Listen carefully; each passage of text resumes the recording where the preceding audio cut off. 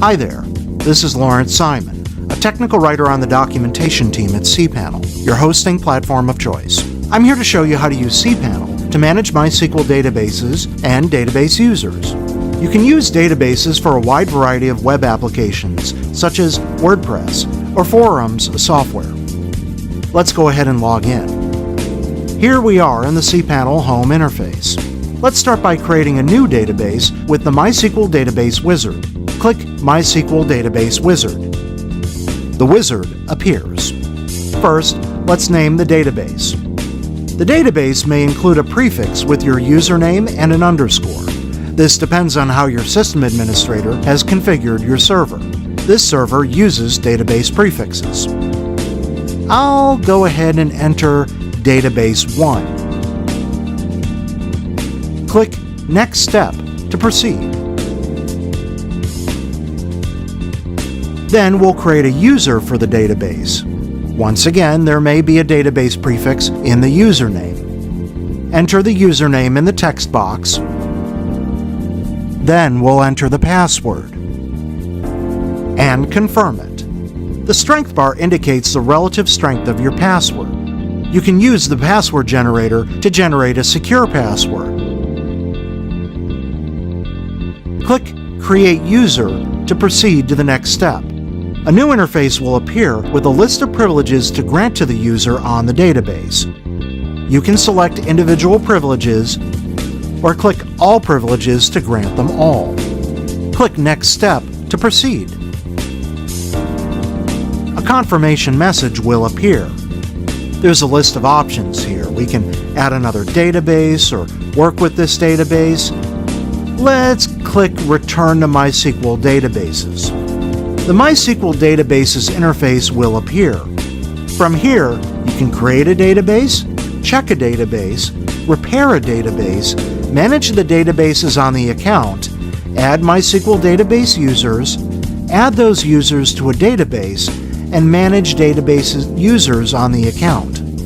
We've already created a database with the wizard, so we don't need to review the Create a Database option.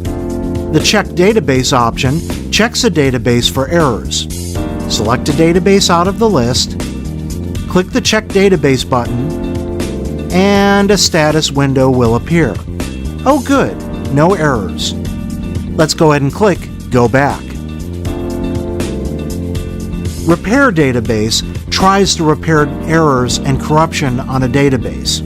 Select the database out of the list, click the Repair Databases button, and the repair is complete.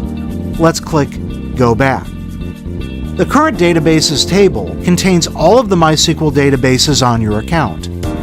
Oh, look, there's that Database 1 database we created in the wizard. You can rename and delete databases with the icons in the current databases table, and you can revoke user privileges on a database. If you plan to rename a database, you should back it up first, because there are risks to renaming MySQL databases. Click the link in the warning message to go to the Backups interface.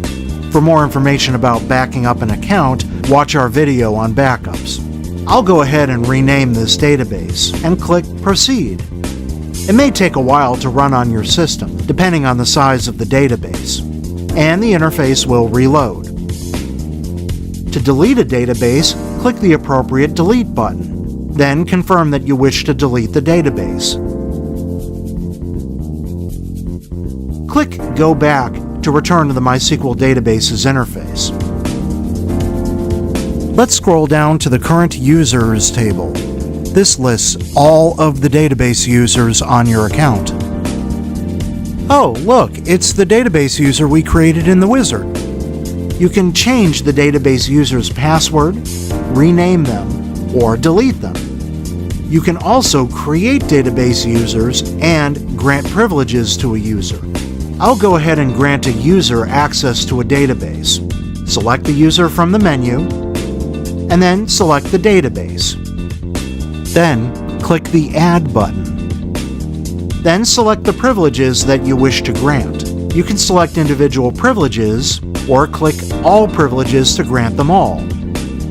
Click Make Changes, and a confirmation message will appear.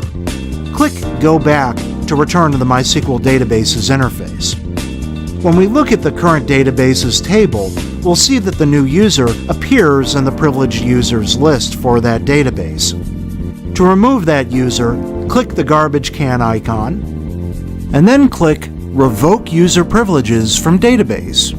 This does not delete the user, it just revokes their privileges. Let me show you how to delete that user. Click the appropriate delete link, and then click Delete User. And bye-bye user. Let's click Go Back to return to the interface. If you want to work with the actual database tables, go back to the cPanel home interface, scroll down to Databases, and click phpMyAdmin. This will launch the phpMyAdmin application.